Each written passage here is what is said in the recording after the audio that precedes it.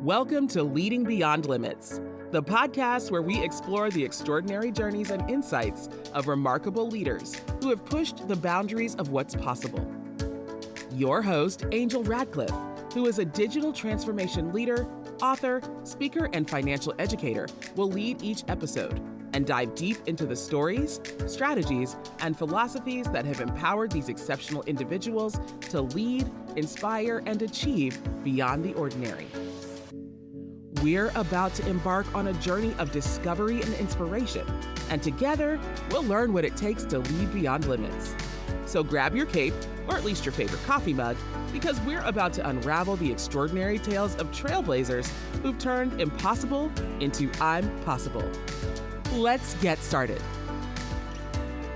Connie, welcome to the podcast.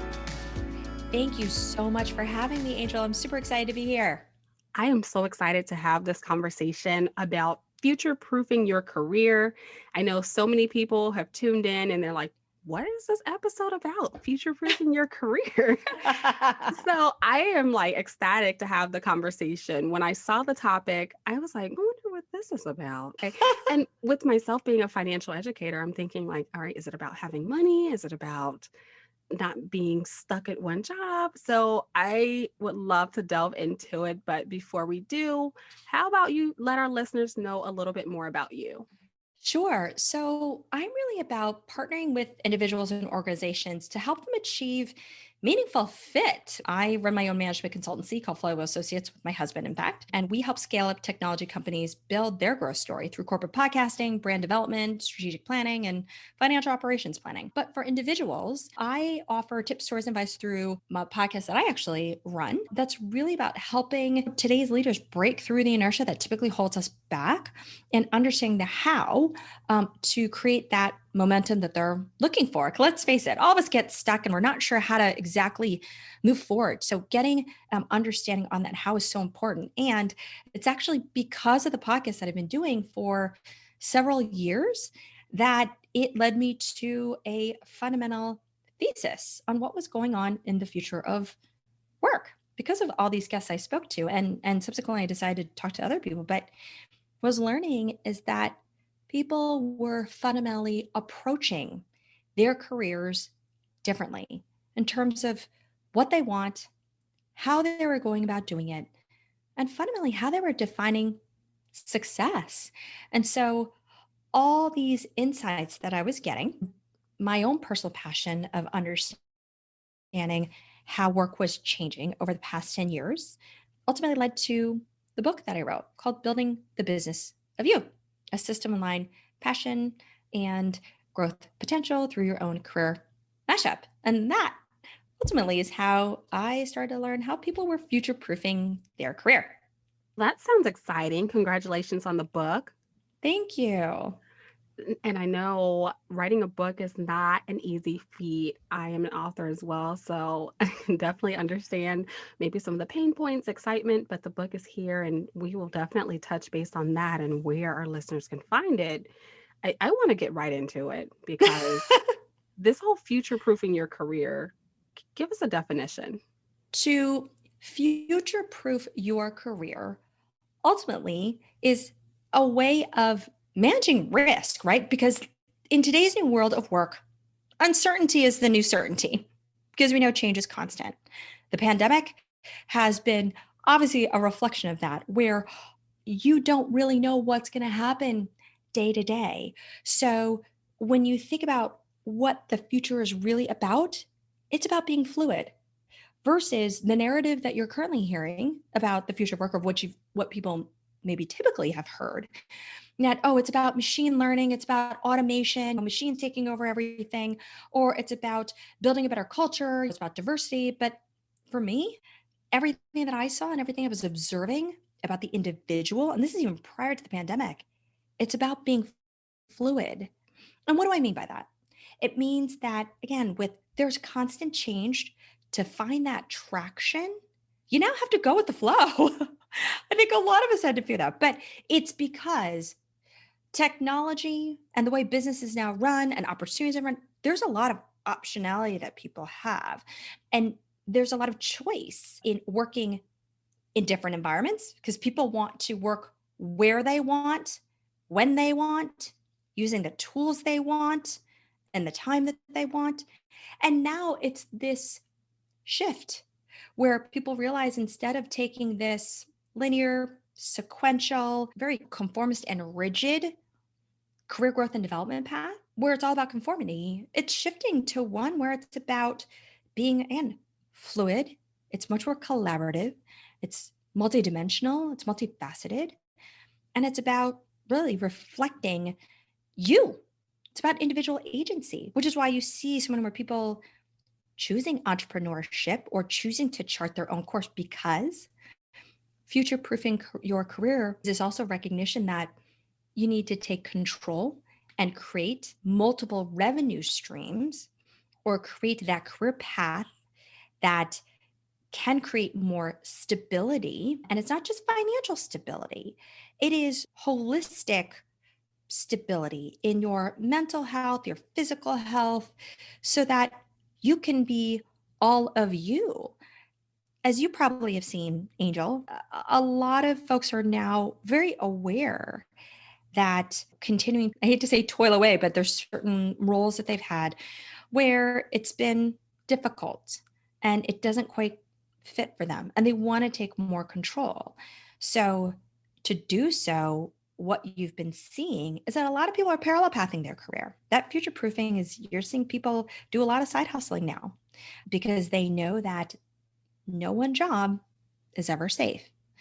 So that side hustling has been happening for quite some time, but it's not only to create that financial stability, but it's also to give them the opportunity to create optionality, but to also explore all these other interests they may have and potentially turn that into their full-time business of which they could pivot into, or maybe just a way that they want to do multiple things and create that, as I call career mashup in the book, that is this combination of roles, experiences, hobbies, interests, passions that really lets you combine all of you to be your whole self. And that could be a portfolio career, or that could be something in which maybe you've been someone who's taken a non-linear journey, which is becoming more and more common. And you've now found that really compelling role that lets you bring all of these different experiences into one. And it really starts to differentiate you. It makes you incredibly unique. And so you're now more competitive. And that mashup creates that future proofing that I think everybody's looking for. It's like, how do you create some stability? Amazing. Thank you so much for that explanation. And you said something else in there, mashup. And I know that has to do with the book. So we'll get to that. I want to go back to your business because you are an entrepreneur. And of course, with my background of being a financial educator and a business strategist, I typically work with clients who are trying to start a business or they already have a business. And I really love to hear how people got into entrepreneurship. So, can you talk about how that happened for you? Sure. It was never in the plan. I guess I'll start off with that. What happened, and this occurred 9 years ago, but I was working as a head of marketing for a technology company. It was a very strenuous environment. My children were young, they were 2 and 5. And I had the crazy commute every day. My team happened to be 100% virtual at the time. So I was actually doing virtual work way before virtual became a thing. But given the circumstances and the environment and this desire to really want to be the parent that I want to be, it was challenging. So there weren't the options for executive women to necessarily try to balance it all. And so I made a choice to leave without having something else. So quitting without having another backup plan wasn't common. It was a circumstance where I knew that I wasn't able to have an and situation. So the decision was for me to be able to continue to grow in a different way, but also to be the parent that I wanted to be I chose to leave. And I was very fortunate that having worked in technology and had worked at AOL actually for quite a few years, had many friends who had chosen the entrepreneurial path. Had many friends had chosen the entrepreneurial path, starting their own consulting business or being an independent consultant for that matter. And so I thought, you know what? I am not ready to jump into anything full time in a corporate setting. I'm going to start off as a consultant and see if I can really first create that lifestyle that I'm looking for. And that's really where I get started. It was this desire to really find a different way to work so I could have life fit into work and not the other way. And that is definitely the reason why so many people go into entrepreneurship. Now, if you can recall, I know it's been a while, but any pain points you had getting started, or was anyone in your family an entrepreneur before? No, I should take that back. So, my husband actually started his own entrepreneurial path a little bit of time before me, maybe a year or so before me, because he also had some similar experiences where he was trying to test and learn and really determine the path that would best fit him. So, I saw how he did it, but really there was no one else. And like any entrepreneur, it's scary, right? It is the unknown. When you work for a company, it's a bit more clear on the roadmap on what to do, how to get the next job, and then you're there and then you do the work there. But as an entrepreneur, building that plan, networking with folks, figuring out how to land your first client is all brand new. So I'd say that the initial struggle, ironically enough, was networking to build opportunities for myself. Now, I'm a pretty extroverted person, but there's one thing to be extroverted, but there's another thing to then meet people to see if there are opportunities for you. Because I'm also not somebody who likes a transactional, I don't think transactionally. Every time I meet with people, I always want it to be a mutual value exchange. So it was me overcoming a bit of fear at first to say, here's where I am, and I'm looking to make this pivot. If you happen to know of any opportunities that would fit with my skill set, and I started with my first degree connections, I'd really appreciate it if you keep me in mind. And that led to opportunities that kind of led me on my way.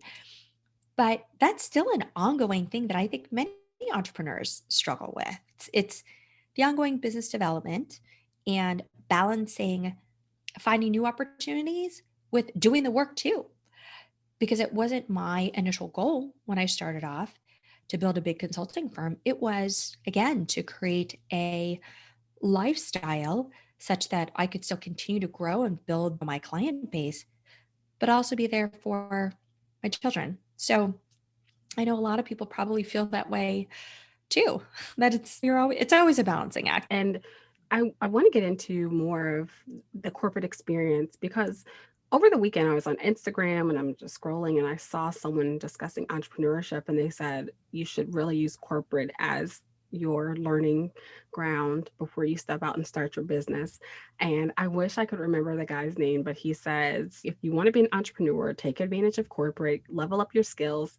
And he used the phrase infiltrate, educate, and vacate. I love that. I wish I could remember to give him a shout out, but I'll find it and put it in the show notes. But do you feel as though your corporate experience really led you to doing what you do now in your own business? Absolutely. I do. I don't regret my corporate experience at all because it was a really good training ground to understand how run organizations operate. I would have never learned some of those skills that I have today had it not been for the corporate experience I had. Now, that being said, things are fundamentally changing, and you have a lot of people who are not necessarily choosing the corporate path right out of school because they see entrepreneurship being a really compelling place to just build because there's a desire to just build and move fast. And there's trade-offs with corporate. You can't really move at the speed at which you'd want. Now, the thing that is so important though, for those who are choosing that path is to find mentors or places where you can get that really great foundational training. I know it's something that you espouse too. It's when you, the most important thing is if you can get a core foundation and have that strategic foundation to help you understand how things run, how to think, how to do, that will help you demonstrably as you grow and matriculate in your career. And at the time that I started, entrepreneurship wasn't as big of a thing. Even though I spent my time in tech, it wasn't as big of a thing it is now. But yeah, to answer your question, I do think it's really valuable. But for those who don't want to take that path, I understand. But what's important is that you find those resources that can give you a really solid foundation so you can understand what a well-run company looks like, because it will help you. Just when you have a sense of that, like the end goal, it'll just help you as you craft your business along the way. Definitely.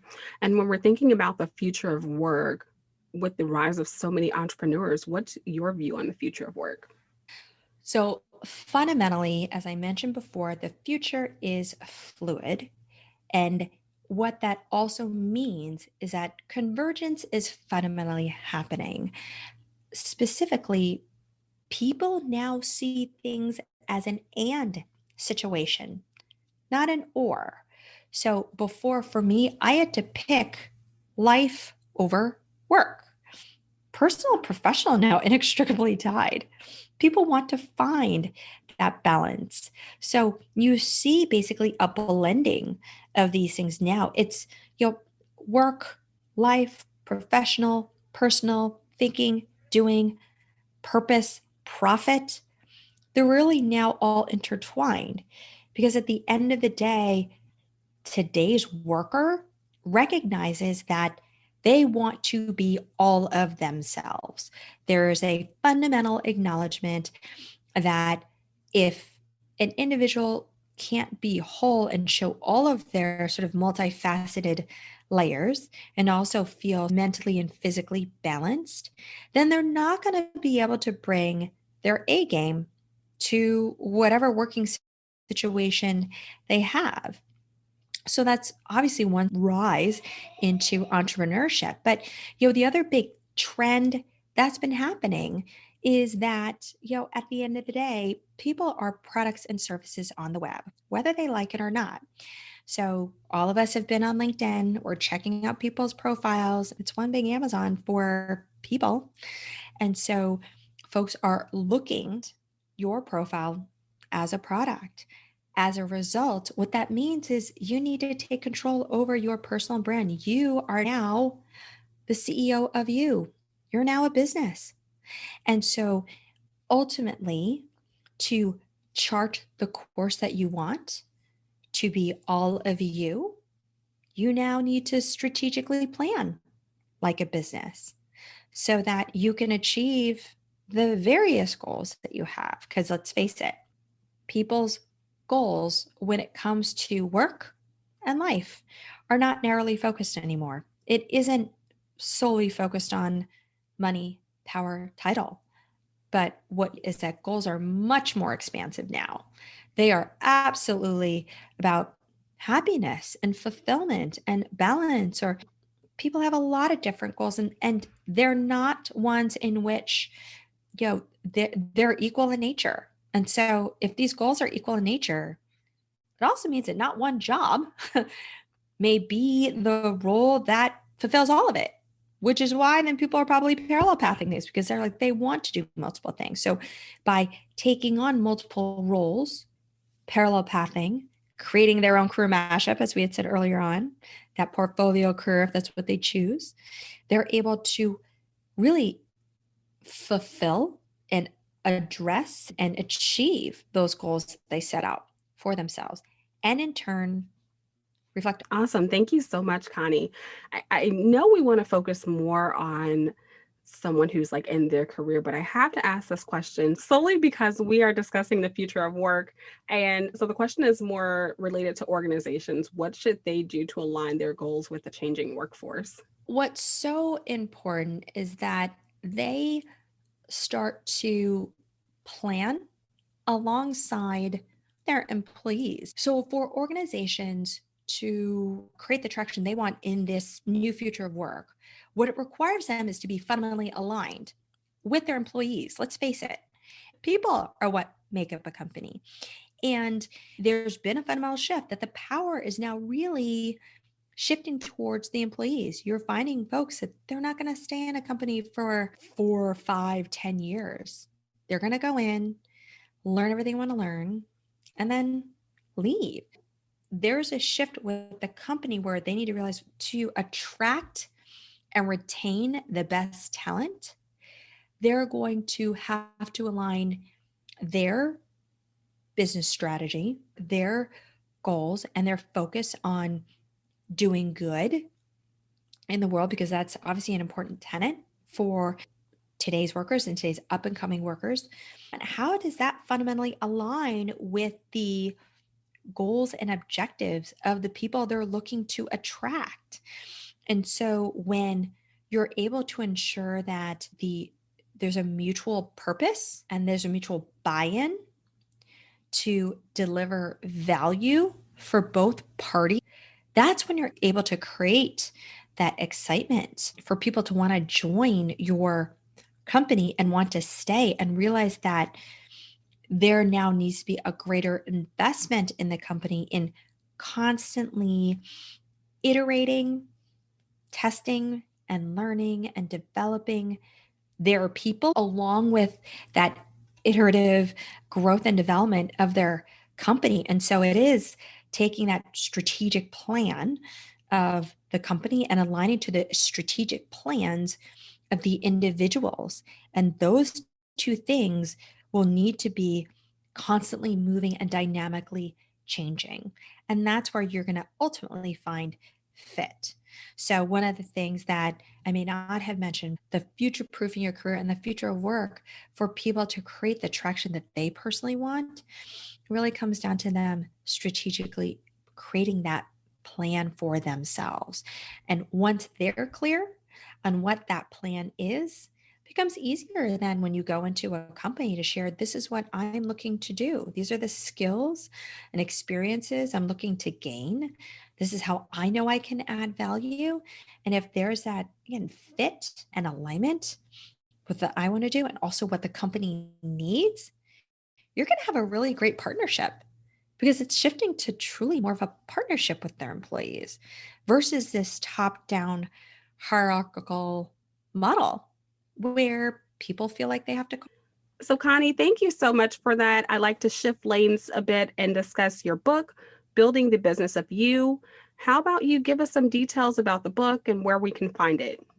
Absolutely. So the book provides context on what really has been happening over the years from that individual's perspective. As I mentioned before, what is it that people are needing and why, and where did it come from? Which has led to that core insight that I have is people now realizing they need to be the CEO of themselves because they're looking to create their career mashup. But really, a good portion of the book is a how-to guide on building that important strategic plan that I mentioned, because that's how you're going to be able to future-proof your career. A strategic planning process is now a core skill for everyone. It's not something that any of us are taught in school. I know I wasn't. I was just fortunate enough in my roles at work where I was put in that position and I learned strategy. But it's this 5-part system that helps you research, analyze, plan, and implement this so that you can find the traction you're looking for based on the goals that you're setting. So the 5-part system is first, it's called spotting the trends. What it means is that you're just spending the time to research, study, analyze, and find those insights of what's happening in the market, in the industry, or those companies that you're interested in or you're looking to pursue or pivot into. Because once you start to do that, you're going to see, interesting, here's some trends that I see. Here's some insights. Maybe this is opportunities where I can take my skill and make that pivot. That's where I can add value. At the same time, you need to do your own internal analysis of you to say, where are the environments that I work best? What's the value that I offer in what way the most? And it's doing the deep dive. So many of us don't spend the time to do that because we're focused on the work that we're doing for other people, that this is really all about doing that deep dive analysis for yourself. So there's these external view and internal view. Based on that, you're going to get some core insights on where you may want to go, or maybe you already have it, but that spine the trends exercise gets a little more refined. The next part, the second component, is called creating your compass. That is really outlining a very detailed plan. If folks are not familiar with that ghost method, goals, objectives, strategies, and tactics, we go through that. Define, what is it that I want to do at a high level? What is it that maybe makes me happy? How do you then start to operationalize that into a plan? Because that plan will be so important for you to share with other people. Because if you're not able to clearly articulate where you want to go, it'll be a bit harder for others to support you along in your journey. The third component is called preparing for change. And this is all about overcoming that initial fear of potentially getting started. We all get so happy when we got this great idea and we put it down, we're telling people, but once you really, start to lay it all out and it's your intent to operationalize, sometimes we get scared because it's change. It's different from what we've done. It's unpredictable, right? There's risk involved. Many of us are afraid of failing. And the culture years ago was that you couldn't fail, but now tides are turning. And so this is a section in which it's intended to help you understand why you have that fear in the first place. How do you overcome it based on that deep understanding of maybe you're catastrophizing things, make it more out to be something that it really won't be. So it's helping you move past that fear and take those initial steps to build the confidence to move in that direction. The fourth is about networking. It's building that village, and how do you authentically connect to other people to then support you along the way. I know you did a podcast episode actually on networking around it and how do you build those mutual connections, because again, all of us need people to help us. And then the last one is about focusing on those important skills. Now, the skills in there, you probably, from that initial plan in component 2, right, you probably have identified hopefully the people, some of the skills that you may need. But what we emphasize in building the skills for this is soft skills. In today's world of work, it's pretty easy to acquire those hard skills because of all of the digital learning options that you have online. What's so important now, because we're moving to a more virtual environment, that connecting with people at the end of the day, whether it's through the communication, whether it's through conflict management, whether it's through emotional intelligence, building your EQ, sensing people, feeling how they're reacting to you. That's going to be so important for you in your role, and particularly as a leader, to move people forward in doing whatever it is you're going to do. So we emphasize that in particular. That's an emphasis in the book, but it's this 5-part system that we teach, whether they eventually wants to move into a corporate environment or whether they want to start their own thing. Strategic planning is so foundational. And when you master it, this is something that you could take anywhere. And then we also share, how do you think about this strategic planning approach if you're a leader in an organization and you want to really bring out the best in your people? And then at the end, you want to show some examples of who've done it successfully, because let's face it, right? It's stories of others who've taken a different journey that can help contextualize how to best implement that for yourself. Amazing. And where can we find the book? you can go to bizofyou.co. That's www.bizofyou.co. And actually, if you go to bizofyou.co/you, you can sign up for a free 7-day mini course that will be sent straight to your inbox. And each day you'll get 5 to 10-minute video. It's just quick explanations on how to build your strategic career plan to really help you move you along in your journey. Amazing. I'll add that link in our show notes. I know we are nearing the end of the show and I still have a lot of questions. So we definitely have to have you back for another episode or even for our live stream portion. But this has been such a great conversation and you've been dropping gems. Connie, I appreciate you being a guest on the show today. You have such amazing information to give. I hope the listeners will go out and pick up a copy of your book, reach out to you for any additional questions. And I want to turn it over to you if you have any last words for our listeners. I would say that, don't feel that you're alone. For those of you who have been on a non-linear career journey, to some degree I have. I think all of us have been trying to break out of, to some degree, a conformist approach in the past, and things are shifting. And so every one of us is trying to find that meaningful fit. And it's okay to fail, because at the end of the day, you're failing forward. And if you don't experiment on things, you're never going to really know what it is that could bring out incredible talents that you have. So I encourage people to explore, but explore strategically and not aimlessly. Thank you for tuning into another inspiring episode of Leading Beyond Limits. If you enjoyed today's conversation and want to hear more from our incredible guests, don't forget to subscribe, rate, and review us on your favorite podcast platform. Your feedback means the world to us. And if you have a remarkable leader in mind who you'd like to hear on our show or any questions and comments, feel free to reach out to us.